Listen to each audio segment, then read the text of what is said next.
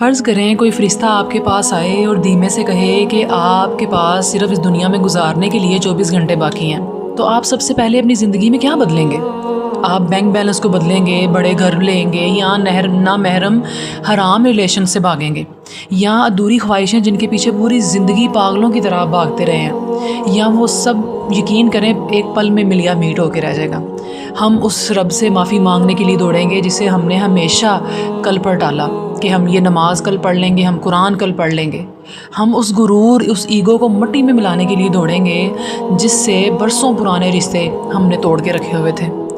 ہم اپنی جو عجیب و غریب جلد بازی کی نمازیں تھیں نا، ان کو یقین کرے ان کے ہر سجدے میں ان کو روتا ہوا، اور جو روح کو ہماری جوڑ دیں اللہ کے ساتھ، ہم ایسے سجدوں میں اپنے وقت گزاریں گے۔ قرآن پاک میں اللہ تعالیٰ ان لوگوں کے بارے میں فرماتے ہیں کہ ان لوگوں کی موت جب ان کے سر پر کھڑی ہوتی ہے نا، تو وہ فرماتے ہیں میرے رب مجھے واپس دنیا میں بھیج دے تاکہ میں کوئی نیک عمل اس دنیا میں کر سکوں، اس میں کوئی نیک عمل کر کے میں لے کے آؤں۔ لیکن جواب ملے گا ہرگز نہیں۔ ہم میں سے کسی کو نہیں پتا کہ ہمارے پاس اگلا 1 گھنٹہ بھی اب ہے یا نہیں۔ آج ہی اس گناہ کو چھوڑیں جس پر آپ کا دل شرمندہ ہے۔ آج ہی ان رشتوں کو منائیں جن کا دل توڑا تھا، جن کو آپ نے توڑ دیا تھا، اس سے پہلے کہ وقت ختم ہو جائے۔